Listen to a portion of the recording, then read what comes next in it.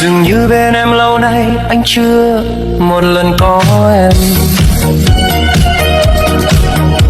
Dường như khi bên anh kia em quên đi hết lẽ đời. Vì sao anh luôn bên em mà lòng này phải đớn đau.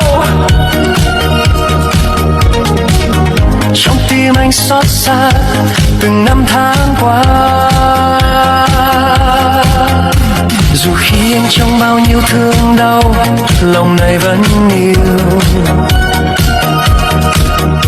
Chỉ mong đôi môi ngây thơ bên anh luôn thấy hé cười.